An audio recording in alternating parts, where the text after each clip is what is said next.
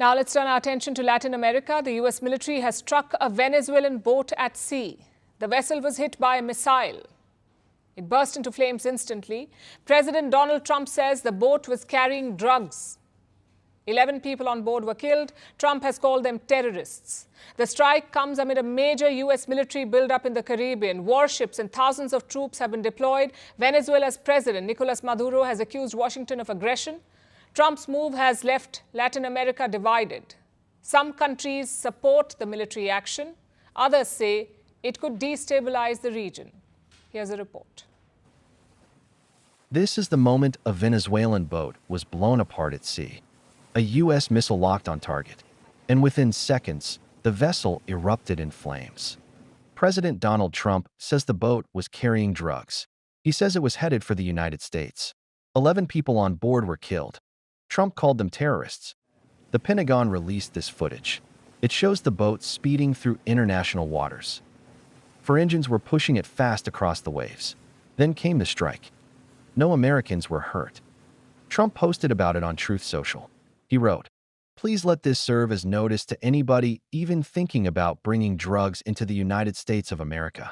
Beware." It was both a warning and a victory message. The strike follows weeks of U.S. military buildup in the Caribbean. It includes warships and thousands of troops. It is the biggest show of force in the region in more than 30 years. Venezuela's President Nicolas Maduro reacted on state TV. He accused Washington of aggression. He said the U.S. wants Venezuela's oil for free, but so far, he has not threatened to retaliate. Mr. President Donald Trump. Mr. President Donald Trump, you must be careful because Marco Rubio wants to stain your hands with blood. South American, Caribbean, Venezuelan blood. They want to drag you into a bloodbath, to tarnish the Trump name forever with a massacre against the Venezuelan people, with a terrible war across South America and the Caribbean.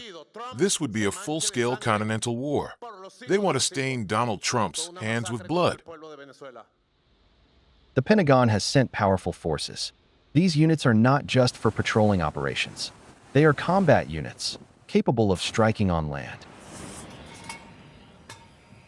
The military buildup has split the region. Brazil and Colombia say America's moves risks destabilizing Latin America.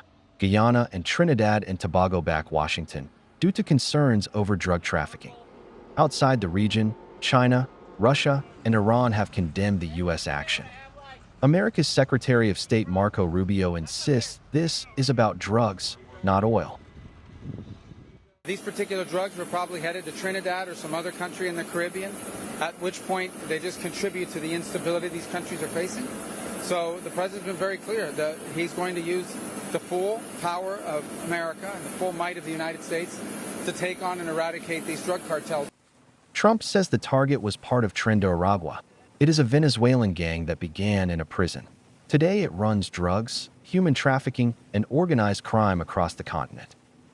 U.S. officials say some of its members have even reached American soil. Markets also reacted. Venezuelan bonds rose to their highest level in 6 years. Investors see more pressure building on Maduro's government. One strike, one boat destroyed. But the message is larger. Trump is showing force. Maduro is under pressure, and the region is on edge.